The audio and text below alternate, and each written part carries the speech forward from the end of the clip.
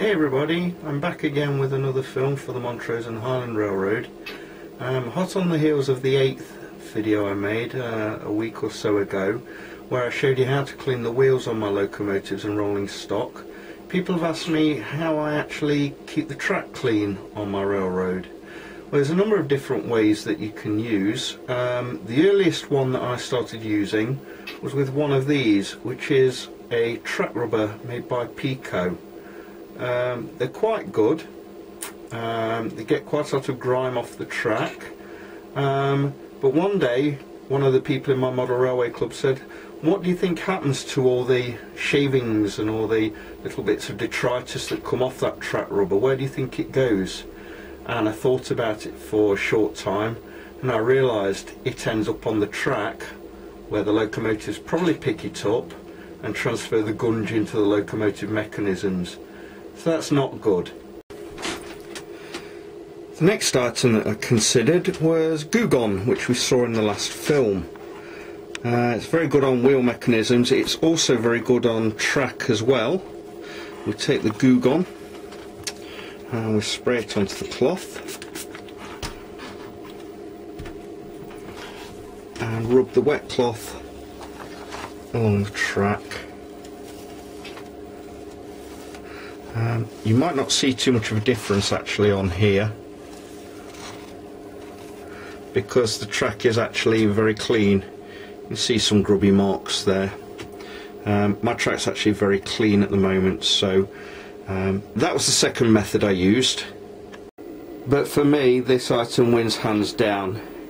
It's a new kit made by Woodland Scenics called the Tidy Track Rail Tracker, and you get a series of pads and a handle and some cleaning solution. It's very easy to use, I'll show you that in a moment, and makes the track really nice and clean. You can use the Tidy Track with or without the handle. The handle is especially useful for taking the cleaner into tunnels and over bridges, underneath station canopies and so on. And there's a number of different pads, depending on how grubby and in need of cleaning your track is. You can also put solution onto there, cleaning solution, which Woodland Scenics also provide, and you can see how much dirt this item lifts off. Very good item indeed, thoroughly recommended. Cost me £25 from the Ian Allen bookshop in Birmingham, near to Birmingham New Street Station. Available at all good model shops and a number of crap ones as well.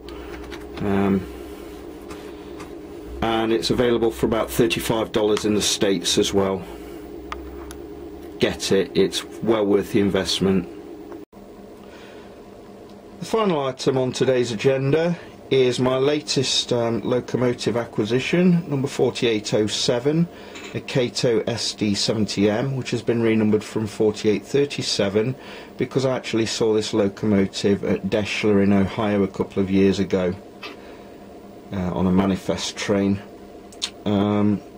This piece of track here has actually been cleaned with the Woodland Scenics unit I showed you a moment ago, so you'll be able to see how good the item is.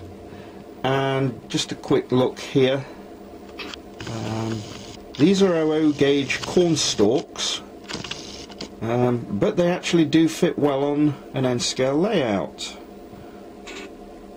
At first I wasn't sure, but I bought them anyway, and they actually do look very, very good in my eyes.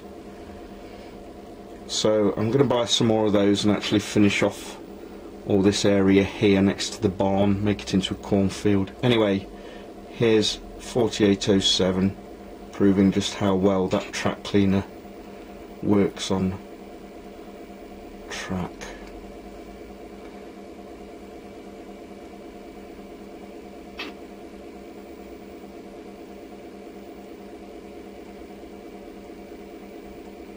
I'm going to be getting some proper Union Pacific decals for this, so I can actually renumber the locomotive properly in due course.